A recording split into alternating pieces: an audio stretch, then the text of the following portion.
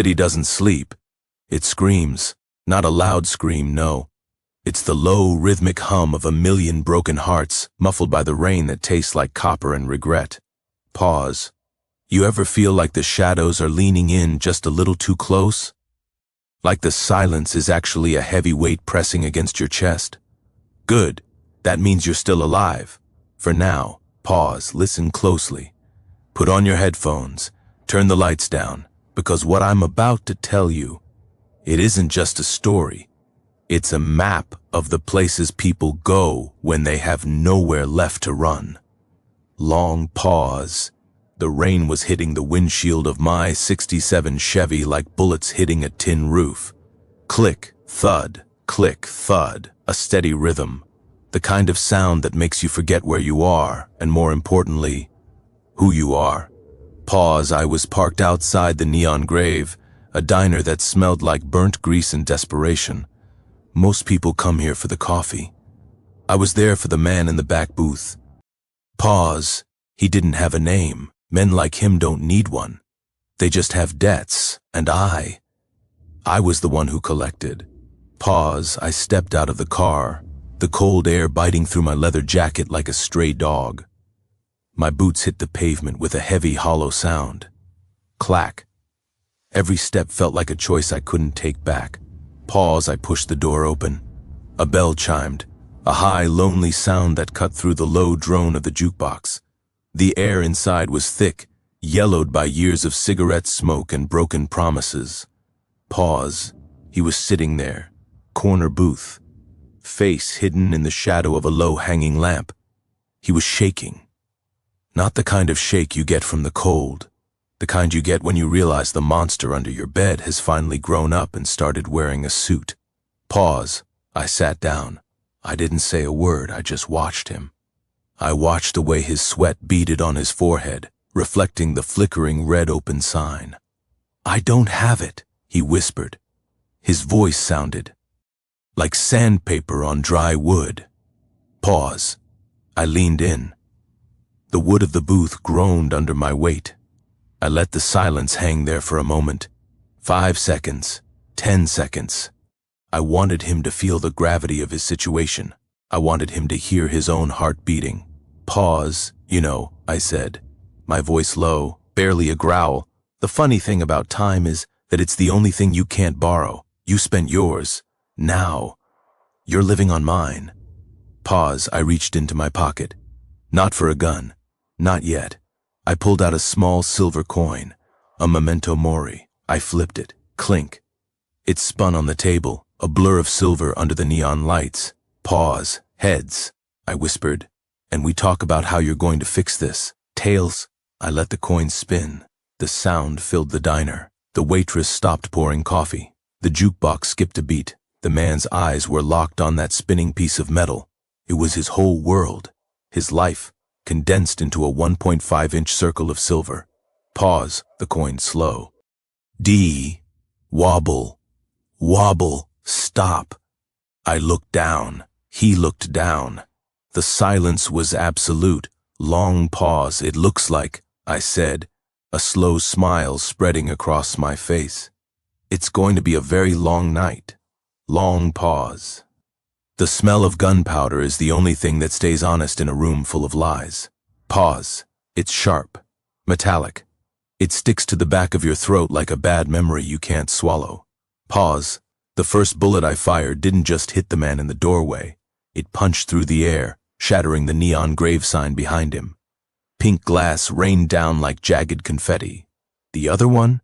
He was fast, not human fast. Something programmed. Pause. He dove behind the counter, the sounds of shattering plates and screaming porcelain filling the air. Crash, clatter, silence. I grabbed Elias by the collar of his trench coat and hauled him toward the kitchen door. He was dead weight, his boots dragging across the linoleum, leaving a trail of scuff marks that looked like a desperate code. Pause. Move, I hissed. My heart was a hammer hitting an anvil inside my chest. Thump, thump, thump, thump. We burst through the swinging doors into the kitchen. It was a forest of stainless steel and hanging copper pots. Pause. I pushed Elias behind a heavy prep table. Don't move. Don't breathe. Don't even think unless I tell you to, I whispered. I could see the reflection of the kitchen door in the side of a chrome toaster. Pause. The door didn't swing open.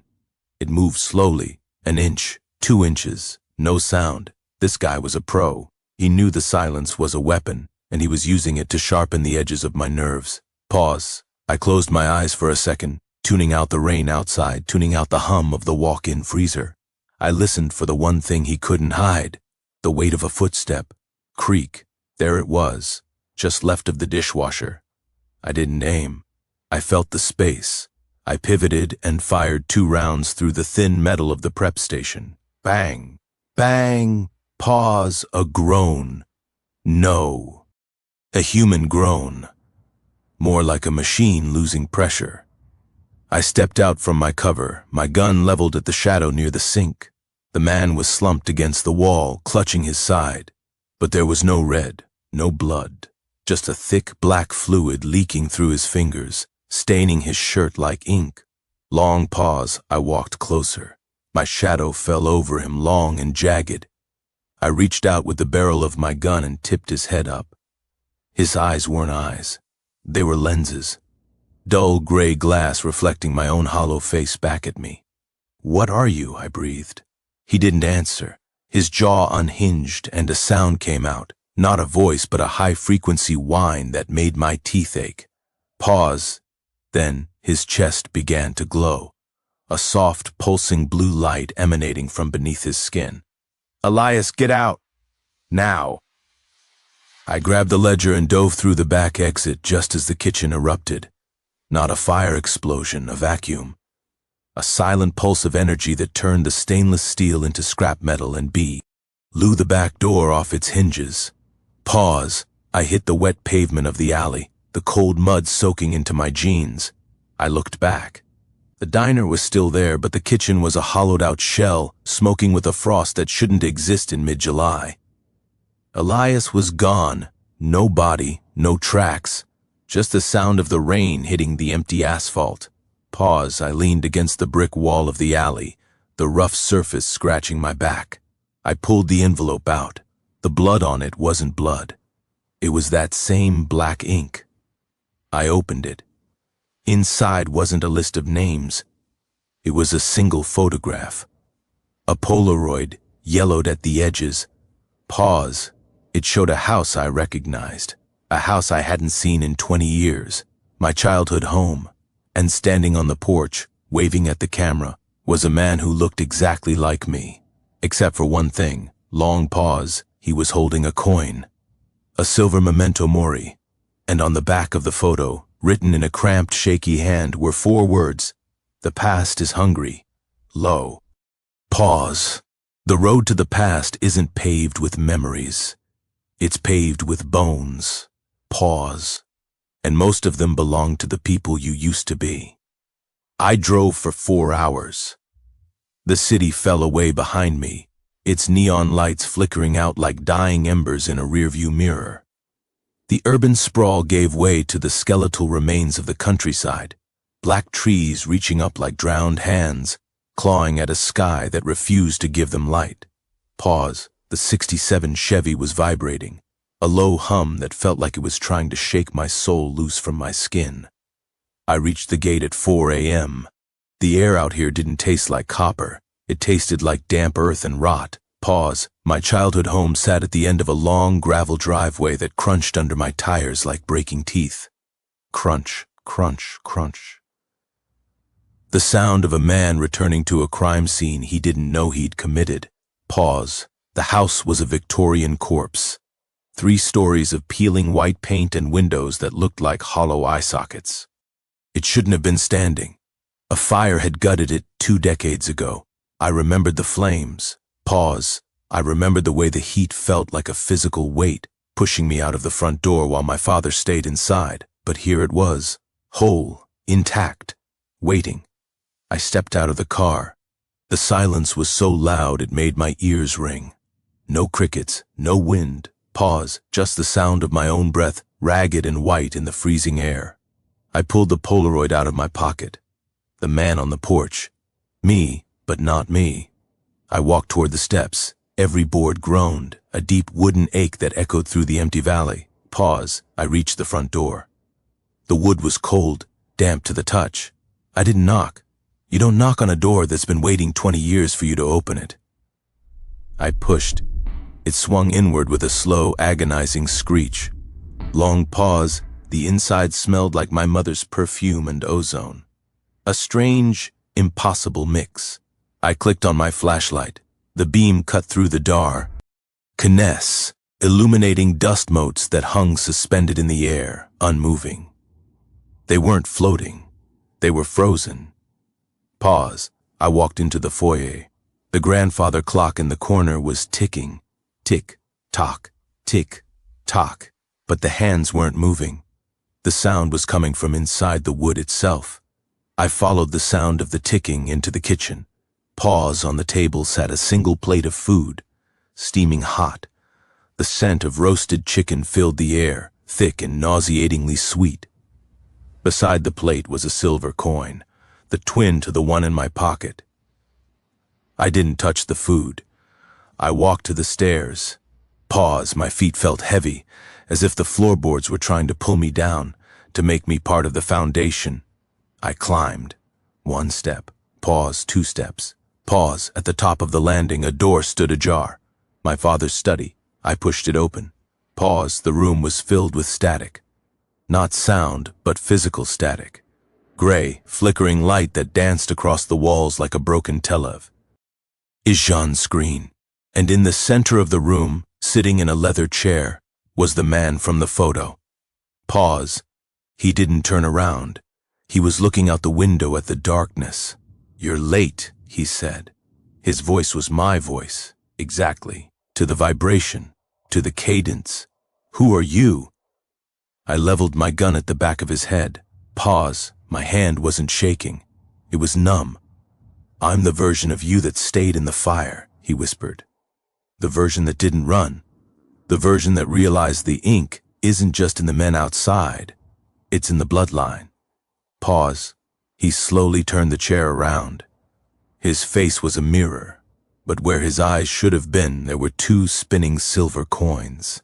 They rotated at a blinding speed, reflecting the beam of my flashlight back at me in a strobing hypnotic rhythm. Pause.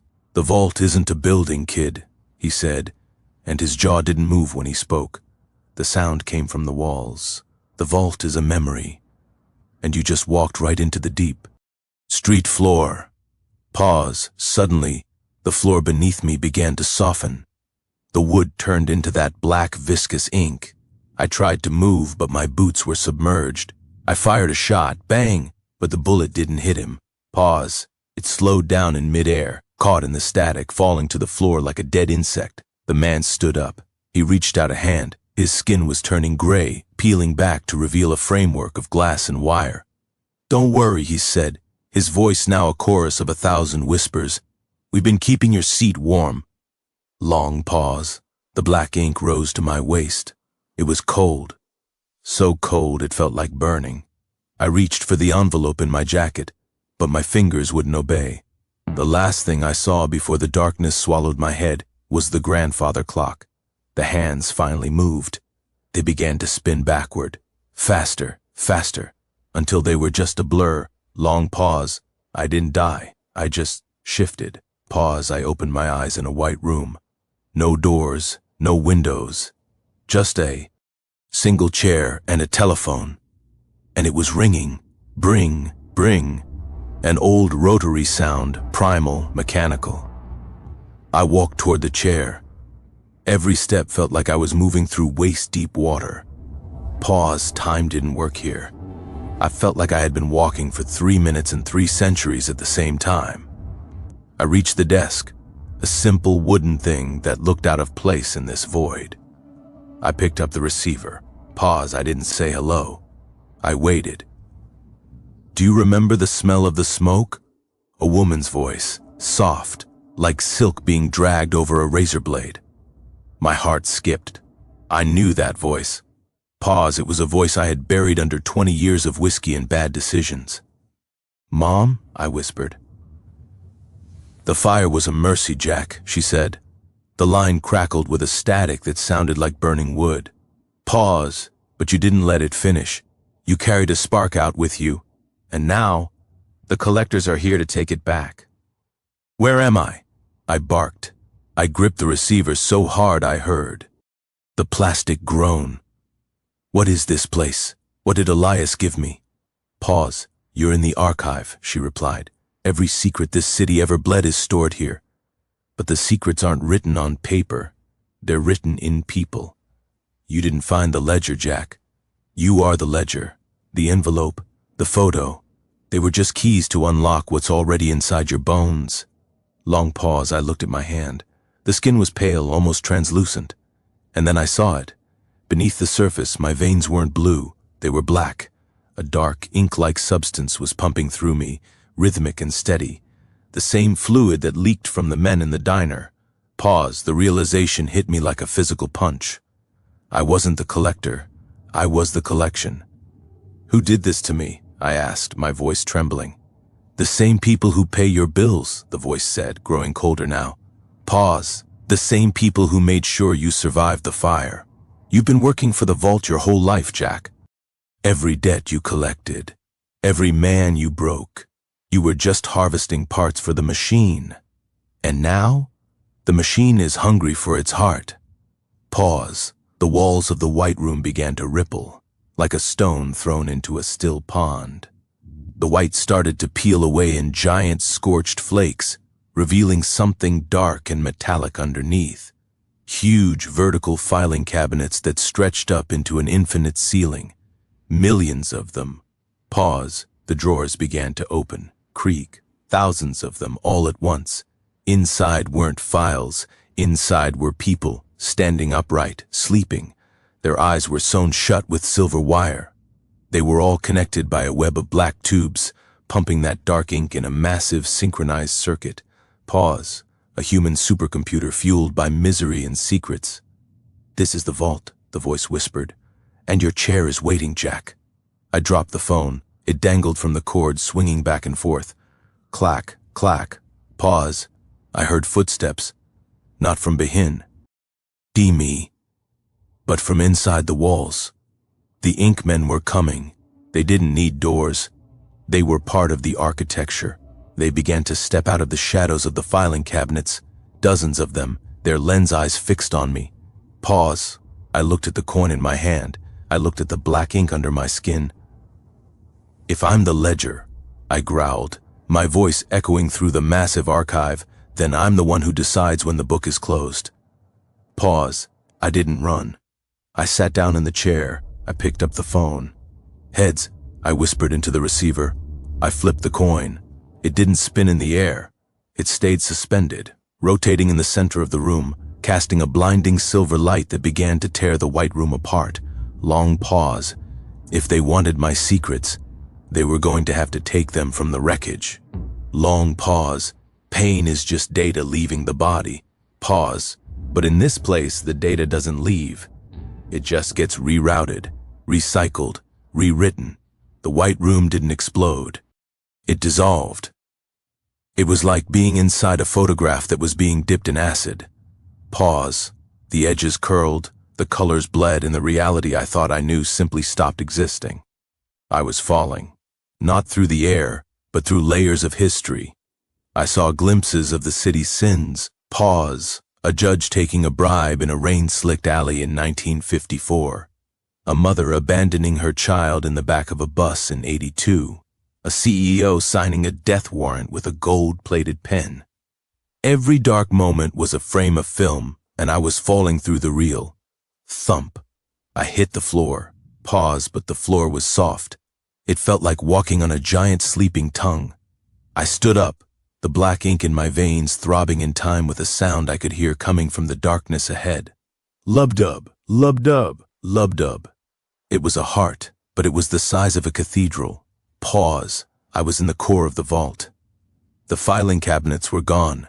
In their place were miles of translucent pipes thick as redwood trees, pulsing with that. black ink.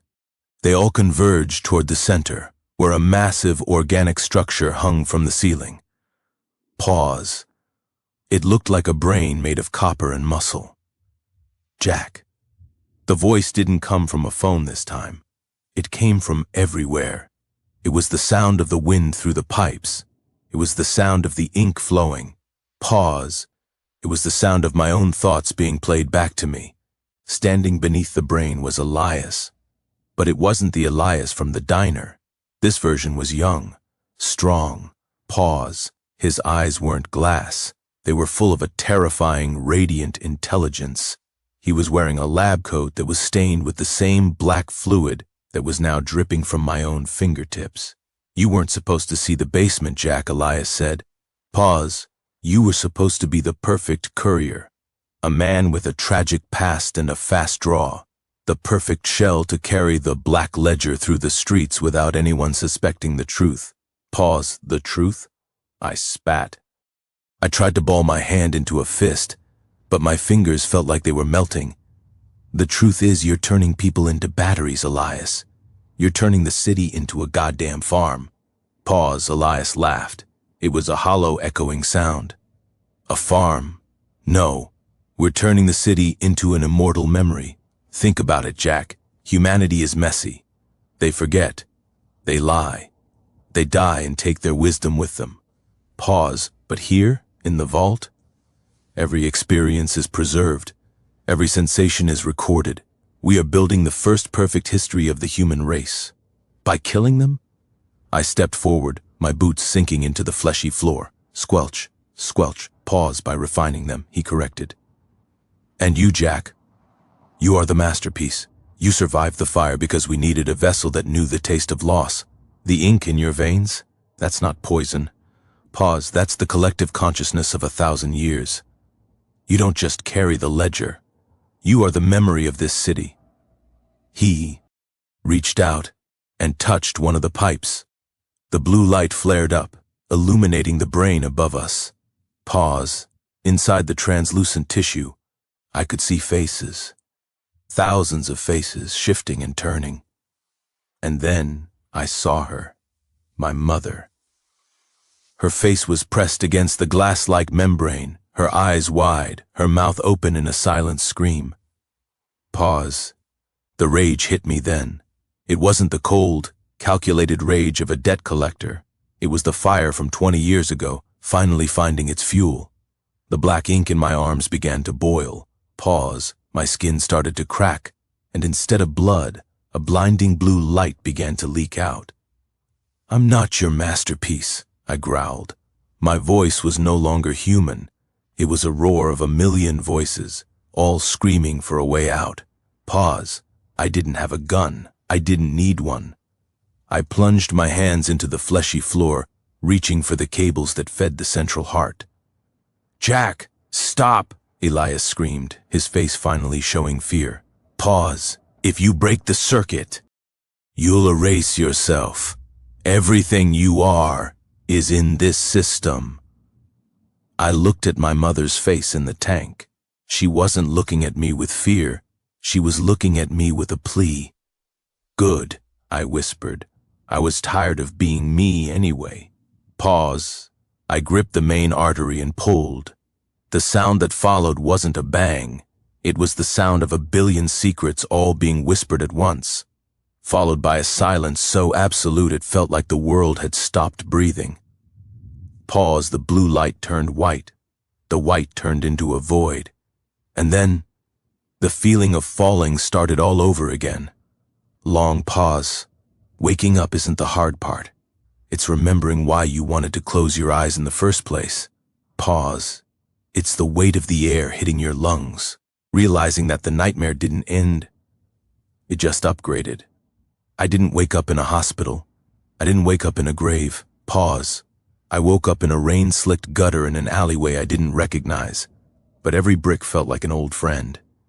The taste of copper was back, the smell of wet trash and ozone. But something was wrong. Pause. The silence. It was too heavy. I pushed myself up. My hands hit the pavement, but they didn't feel like flesh. They felt like static. I looked down. My skin was there, but it was flickering at the edges like a low-budget transmission. Pause. I was a ghost made of bad data, a glitch in the city's peripheral vision. I looked at the end of the alley. People were walking by. Normal people. Pause. A woman in a red coat. A man checking his watch. But as they passed, I could see things. Not their faces, but their vitals. Numbers floating in the air. Their heart rates, their deepest regrets, their bank balances. Pause. Heart rate, 72 BPM. Regret, left the stove on. Balance, $412. I scrambled back, hitting the brick wall. The wall didn't stop me. My shoulder passed right through the masonry, a jolt of freezing electricity shooting through my spine. Pause. I let out a cry, but no sound came. Out of my throat, only a burst of white noise that made a nearby street lamp shatter. Pop. Jack. The voice came from a speaker on a nearby security camera. Pause. The lens swiveled, zooming in on my flickering face. It was Elias. But his voice was everywhere now. It was coming from the traffic lights, the ATMs, the smartphones in the pockets of the passers-by. Pause. You thought pulling the plug would end it? The voice was a digital chorus, overlapping and distorted. You didn't break the circuit, Jack. You became the current. You're not a man anymore.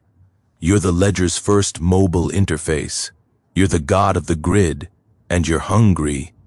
Pause. I looked at my stomach. I felt a hollow ache, but it wasn't for food. It was for information. I reached out, my hand trembling, and touched the metal casing of the security camera's power box. Data dump. Pause. It hit me like a tidal wave. Every email sent in a 10-block radius. Every secret whispered into a phone. Every password. Airy sin. It poured into my mind, a chaotic symphony of human filth and hope. Pause. I saw a man planning a murder. I saw a girl writing a poem she'd never show anyone. I saw the coordinates for the vault's secondary backup. I pulled my hand away, gasping for air I didn't actually need. Pause. The flicking of my skin stabilized. I looked solid again. For now. You can't hide from yourself, Jack, the city whispered through the hum of the power lines. You're the hunter now, but you're also the meal. Pause. The more you know, the less of Jack remains. I looked at my reflection in a puddle. My eyes weren't blue. They weren't gray. They were two spinning silver coins, just like the man on the porch. Pause. The coins weren't reflecting the world. They were processing it. I stood up. I didn't walk. I flowed. I moved toward the main street, the neon lights of the city bending toward me as if I were a black hole. Pause. I had the coordinates now. I knew where they kept the old world F. Aisles. The ones they couldn't digitize. The ones written in actual blood on actual paper. If I was going to be a monster, I was going to be the kind that burns the laboratory down. Pause. I passed a man standing under a bus stop. He looked at me, his eyes widening. He saw the flicker. He saw the silver eyes. He tried to scream, but I reached out and touched his forehead. Pause. Don't worry, I whispered, my voice a blend of 1,000 digital echoes. I'm just checking the balance. I felt his memories slide into my mind. I felt his fear. And then, I felt the location of the man who sold my father out 20 years ago. Pause. The hunt wasn't over. It had just gone digital. I am Jack. I am the ledger, and the city is about to have a system failure. Long pause. Vengeance is a ghost that refuses to rest until the blood is as cold as the memory. Pause. But when you're made of static and shadows, vengeance doesn't just hurt, it corrupts. The rain was different now. It didn't feel wet. It felt like lines of code sliding down my digital skin. Pause. I was standing in front of a penthouse at the edge of the Diamond District. The building was a needle of glass and steel, piercing the belly of the clouds. Pause. At the very top, behind 3 inches of reinforced polymer, lived Marcus Vane. Vane. The name tasted like ash. 20 years ago, he was my father's partner. He was the man with the plan. Pause. The man who walked out of the fire while my father became part of the soot. The data inside me, the screaming black ink of the ledger, told me exactly what Vaughn was doing now. Pause. He wasn't just a businessman. He was the vault's landlord. He owned the physical space where the bodies were kept. I didn't take the elevator. I didn't need to. I stepped into the shadows of the lobby and pushed. Pause. My body disintegrated into a stream of raw data. I felt myself rushing through the copper wiring of the building, a surge of high-voltage fury. I was the pulse in the wall. Pause. I was the heat in the cables. I burst out of a smart television in Vane's living room, my form coalescing into a flickering, jagged silhouette of a man. Pause. The room was silent, save for the hum of a high-end air purifier. Vaughn was sitting by the window, a glass of 30-year-old scotch in his hand. He didn't turn around. Pause. The sensors said there was a power surge, Vane said. His voice was smooth, like expensive leather. I figured it was you, Jack, or what's left of you. I stepped forward. Every time my foot hit the Persian rug, the lights in the room strobed. Flash. Dark. Flash. Pause. You sold him for a view of the graveyard, Marcus. Vane finally turned. He was old now, his face a map of surgeries and secrets. But his eyes, they were sharp. Pause. I saved the legacy, Jack. Your father was sentimental. He wanted to burn the ledger because he couldn't handle the weight. I just gave the ledger a home. Pause. You gave it my life. I roared. The sound wasn't a voice. It was a sonic boom of white noise that shattered the scotch glass in his hand. Crystalline shards exploded. Pause. Vane didn't flinch. He looked at his bleeding palm, then looked at me. Your life was always the ledger's property, Jack. You were born in a lab, not a bedroom. Why do you think you survived that fire? Pause. Because the ink was already in you. You were the backup drive. I just waited for you to plug yourself back in. The world tilted. The ink inside my veins began to vibrate at a frequency that made the floorboards groan. Pause. He was lying. He had to be. But the data, the cold, hard data streaming through my mind from the building's servers, it was confirming it. My birth certificate, a digital forgery. Pause. My mother's perfume, a programmed sensory trigger. I wasn't a man who lost everything. I was a weapon that finally realized it had a trigger. Pause. You're a glitch, Jack, Vane said, standing up. He pressed a button on his desk. Sud. Denly, the walls of the penthouse began to glow with a familiar, sickly blue light. Frequency emitters. Pause. The air became thick, vibrating with a pulse designed to tear digital structures apart. My form began to fray. My hands turned into long, horizontal streaks of light. Pause. I felt my consciousness being pulled in 1,000 directions. You can't kill me, I hissed, my voice cracking like a broken radio. I'm in the grid. Pause. I don't want to kill you, Vane smiled. I want to format you. I need the ledger clean for the next phase. Elias was the architect, but I'm the one who hits delete. Pause. I fell to my knees. The pain was absolute. It felt like my soul was being scrubbed with steel wool. I looked at Vane. He was walking toward me, holding a silver device that looked like a localized server. Pause. I reached into the deepest part of my mind. Not the digital part, not the ledger. I reached for the one thing they couldn't program.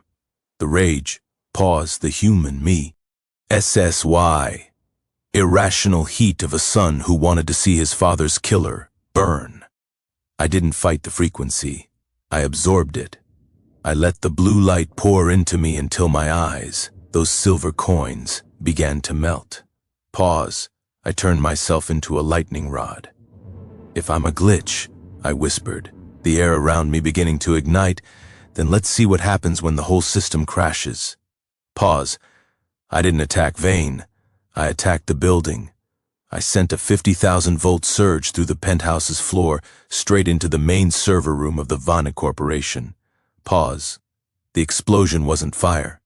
It was a blackout that swallowed 3 city blocks. In the darkness, I saw Vane's face go pale.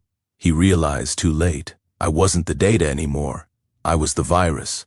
Pause. See you in the shadows, Marcus, I said. And then the penthouse was empty. Just the sound of the wind howling through the broken glass and the smell of ozone. Pause. Vane was still alive, but he was broke. And in this city, being broke is a death sentence that just takes its time to arrive. I was back in the streets, but I was fading. I needed more power. I needed more ink, and I knew exactly where to find it. The vault's secondary backup. The place where the old world died. Long pause. The truth doesn't set you free. Pause, it just builds a bigger cage out of the things you were too afraid to look at. I moved through the city like a whisper in a graveyard. Pause, I wasn't using the streets anymore. I was traveling through the fiber-optic veins of the sprawl, a ghost in the wires. Every time I passed a screen, a billboard, a phone, a laptop, my face flickered for a microsecond. Pause, a digital omen. The secondary backup wasn't in a skyscraper. It was beneath a derelict library in the old quarter, a place where the air smelled like damp parchment and forgotten gods. Pause. This was the analog sanctuary. The vault kept its digital files for the masses, but the real dirt, the original signatures, the blood-stained sea, on tracks, the human prototypes, remained on paper. Pause, because you can't hack a piece of paper. You have to burn it. I coalesced in the basement, pulling my form together from the static of a buzzing fluorescent light. Buzz. Pop. Pause. The room was a labyrinth of iron shelves reaching into the dark. Thousands of boxes. Millions of lives, reduced to ink and pulp. My silver eyes scanned the darkness, the ledger inside me humming a low, mournful tune. Pause. It knew this place. It was a homecoming for the ghosts that lived in my code. I walked to the very back, where a single vault door stood ajar. No electronic locks here. Pause, just heavy, rusted steel. I pushed it open. Griac. The smell hit me first, not mother's perfume, not ozone. It was the smell of a hospital. Pause, antiseptic, cold, sterile. Inside the small room was a single file cabinet made of dark oak. On top of it sat a reel-to-reel tape recorder, its wheels spinning slowly, though no music was playing. Pause. Only the sound of a heartbeat. Thump, thump, thump, thump. I opened the top drawer. It didn't contain folders. It contained jars. Pause. Small glass jars filled with a clear liquid, and inside each one, a memory. Or at least the biological component of one. I reached for the jar labeled 7B, the fire. Pause. The moment my fingers touched the glass, the room vanished. I wasn't in the library. I was back in the house. 20 years ago. Pause, but I wasn't the boy running for the door. I was the man standing by the window, my father. I felt his thoughts. They weren't digital. They were heavy, wet, and desperate. Pause, he wasn't a hero. He was a scientist who had realized he'd sold the world's soul to Vane and Elias. He wasn't trying to save me from the fire. Pause, he was trying to burn the ink out of me. I'm sorry, Jack, his voice echoed in my mind, but it was coming from my own throat. You were the first, the prototype, but you're too beautiful for this world. Pause. I have to erase you before they turn you into a map of everyone's hell. I saw him strike the match. I felt the heat, and then I saw the door burst open. Pause. It wasn't the fire department. It was Vane. Vane didn't come to save us. He came to harvest. I saw him shoot my father, not in the heart, but in the leg. Pause. He wanted him to watch. He grabbed me, the boy, and dragged me through the flames. My father's last sight wasn't his son escaping. It was his son being stolen by the machine. Pause. The memory snapped. I was back in the basement, clutching the jar so hard the glass was cracking. My digital skin was boiling, a chaotic mess of black ink and white light. Pause. The ledger wasn't a collection of the city's secrets.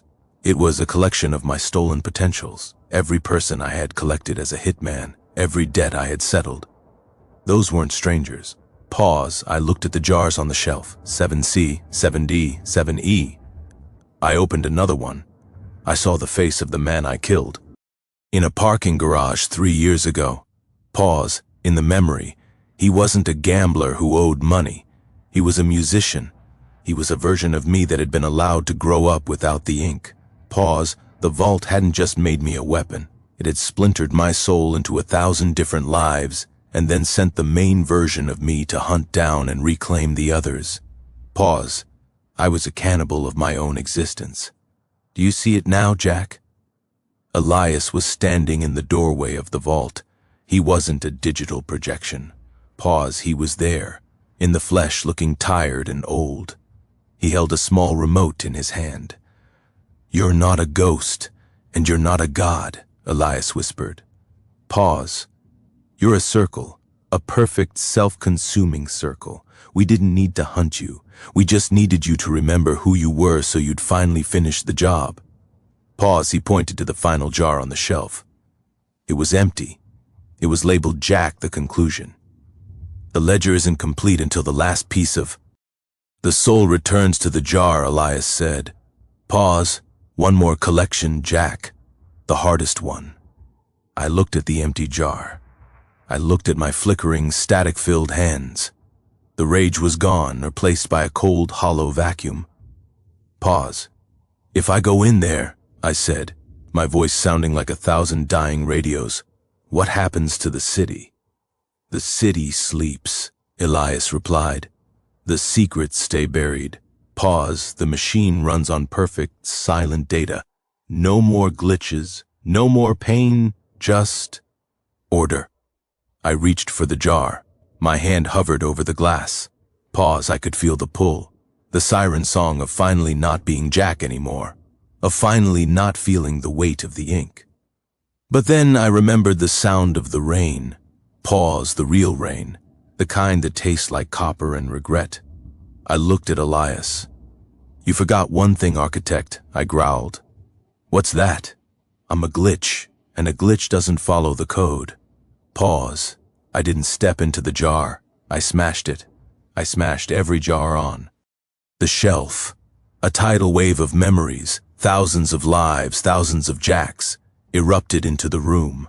Pause. It wasn't data. It was a storm of raw, unrefined human experience. The basement exploded in a symphony of screams, laughter, and music.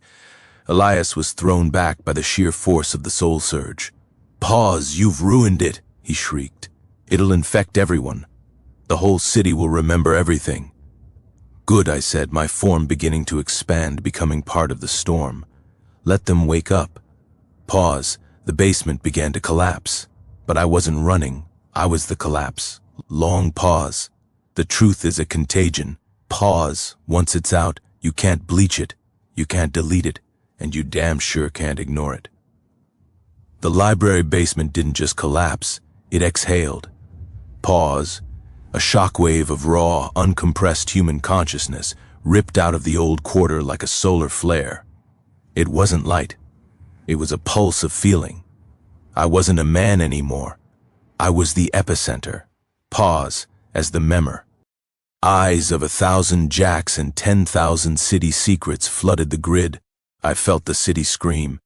Not in pain, but in the sudden, violent shock of remembering. Pause. Across the Diamond District, a high court judge suddenly stopped mid-sentence, his eyes glazing over as he remembered the face of the man he'd framed 30 years ago. Pause. In the slums, a debt collector dropped his tire iron, weeping as he felt the collective grief of every family he'd ever broken. The ink was everywhere now, leaking out of the screens, the radios, the smart bulbs. Pause. It was a digital rain of clarity. I moved through the city at the speed of thought. I was in the fiber optics. I was in the satellite beams. Pause. I saw Vane in his darkened penthouse, surrounded by dead screens. He was clutching a revolver, but he wasn't looking for me. Pause. He was looking at the air, his eyes wide with the faces of the people he'd turned into batteries. He couldn't handle the data. His mind was a glass sea, up trying to hold an ocean. Pause. Too much. "It's too much," he whispered before the feed cut to black. I didn't stop for him. I had a bigger target. The central vault. Pause. The main facility was no longer hidden. As the city's systems failed, the cloaking frequencies dropped. In the middle of the bay, a massive, windowless monolith of black basalt rose out of the water. Pause. It looked like a tombstone for the 21st century. I hit the vault's firewall like a battering ram. Boom. The digital defenses were shaped like lions, like knights, like monsters. Pause. I tore through them with the strength of 10,000 stolen lives. I wasn't just Jack the Hitman anymore. I was Jack the musician, Jack the father. Pause. Jack the failure, Jack the saint. I was a legion of possibilities, and we were all very, very angry. I materialized in the heart, the cathedral of pipes I had seen before. Pause. But the brain was different now. It was pulsing a frantic rhythmic red. Standing on T, he catwalk, was Elias. Pause. He wasn't old anymore. He had plugged himself into the core, his skin shimmering with a liquid silver light. He was trying to stabilize the system, trying to suck the memories back into the jars. Pause, you're killing them, Jack, Elias screamed, his voice vibrating through the structural steel. The human mind isn't built for this much truth. They'll go mad. They need the filters. They need the vault. Pause, they need to be real, I countered. My voice was a thunderclap that shook the black ink in the pipes. Even if it hurts, especially if it hurts. Pause, I stepped onto the catwalk. The air between us was thick with static, sparking with the friction of two gods fighting for the same hard drive. Pause. Elias reached out, and a whip of pure energy lashed across my chest. It didn't cut my skin. It erased a memory. Suddenly, I didn't know the face of my mother. He lashed again. Crack. I forgot the sound of the rain. Pause, he was deleting me, peak. E by piece, trying to turn me back into an empty vessel.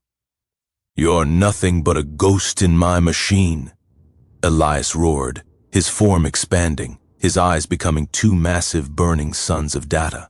Pause. I am the architect. I am the one who remembers. I felt myself fading. My legs turned into gray mist. My arms became lines of stuttering code. Pause. I was losing the war of attrition. You can't fight a god of data with data. So I stopped being data. I reached inside, past the ledger, past the ink, to that tiny flickering spark my father tried to save in the fire. Pause. It wasn't a memory. It wasn't a secret. It was a choice. I stopped trying to hold on to the jacks. I let them all go. Pause. I opened my arms and pushed every single bit of information I held. Every life, every secret, every bit of my own identity, directly into Elias. You want to remember? I whispered, my voice barely a hiss of static. Then remember everything. Pause. The transfer was violent. Elias's silver skin began to crack. His eyes didn't just burn, they shattered. Pause. He wasn't just seeing my memories, he was feeling the weight of the city's collective soul. Every funeral, every betrayal, every moment of silent, crushing despair he had ever archived. Pause. He began to wail, a sound that wasn't digital or human. It was the sound of a system crashing under the weight of its own sins. Stop, please. Pause, heads, I said, a slow, cold smile spreading across my flickering face. You fix it. Tails, we both burn. The coin, the last physical thing I had, flipped through the air. Pause. It didn't spin. It moved in slow motion, a silver moon in a sky of red static. It landed on the catwalk between us. Tails. Pause. The core of the vault let out a low bass hum that vibrated the very foundation of the earth. The black ink in the pipes began to flow backward. Pause. The brain turned into a white-hot star. See you in the recycling bin, Elias, I said. Pause. The explosion didn't make a sound. It was a total erasure of light and sound. A perfect final zero. Long pause. Silence is different when it's earned. Pause. It's not the silence of a grave. And it's not the silence of a secret. It's It's the silence of a fresh snowfall over a city that finally stopped screaming. Pause, they say, that when the vault went down, the sky over the bay turned a color that doesn't have a name. For 3 minutes, every screen in the city went white. Pause, no ads, no news, no lies, just a blank canvas. And then, the memories came back, not as data, not as ink. They came back as whispers in the wind. Pause, people woke up on their sofas, in their cars, on the subway, and they didn't just know who they were. They knew what they had cost. Pause, the city didn't collapse into chaos. It collapsed into a heavy, collective sob. 1 million people finally feeling the weight of the ghosts they'd been told to forget. I wasn't in the bay when the monolith crumbled into the sea. Pause, I wasn't in the wires anymore. I was nowhere and everywhere. I opened my eyes, real eyes this time. I was standing on a pier, miles away from the Diamond District. Pause, the air was cold, real cold, the kind that makes your lungs ache and reminds you that you're made of meat and bone, not code and static. Pause, I looked down at my hands. They were solid, no flickering, no black ink pulsing under the skin, just scars. Pause, old scars from a fire 20 years ago. The ledger was gone, the jacks were gone. I was just a man. Pause, a man with no name, no past, and a pocket full of nothing. I walked toward the city. The neon signs were still off. Pause, the streetlights were flickering back to life, but they were a warm, soft amber now. The electric pink was dead. I passed a diner. Not the neon grave, just a regular place. Pause. Inside, a waitress was sitting at a booth, talking to a customer. They weren't talking about the weather. Pause, they were talking about a dream they be. Oth had a dream about a man with silver eyes and a spinning coin. I smiled. A small, tired thing. You want coffee? Pause, I turned. An old man was standing outside a newsstand, packing away his papers. He looked at me, and for a second, I saw a flash of recognition in his eyes. Pause, not because he knew me, but because he felt the same new world hum in his blood that I did. No, I said. My voice was mine. Deep, gritty, but human. No echoes. I'm just walking. Pause. Long walk, he asked. 20 years, I replied. I think I'm almost home. I kept walking until I reached the edge of the city, where the skyscrapers give way to the trees. Pause. I reached into my pocket and felt a small, round object. I pulled it out. It was the coin. It wasn't silver anymore. It was just a regular, battered quarter. Pause. No memento mori. No glowing blue light. Just a piece of metal that had been through a lot of pockets. I looked back at the skyline. Pause. The sun was starting to peak. Over the horizon, casting a gold light over the black basalt ruins in the bay. The vault was a tomb now. Pause. Elias and Vane were just names in a history that would never be written. I flipped the coin one last time. Clink. Pause. It spun in the morning air, catching the light. I didn't wait to see how it landed. I didn't need a coin to tell me what to do anymore. Pause. I didn't need a ledger to tell me who was guilty. I let the coin fall into the tall grass by the side of the road. The rain started again. Pause, but it didn't taste like copper. It didn't taste like regret. It just tasted like water. I turned my collar up against the chill and stepped out of the frame. Pause, the story was over. The game was finished, and for the first time in my life, the shadows were just shadows. Sleep tight, city. You've earned it.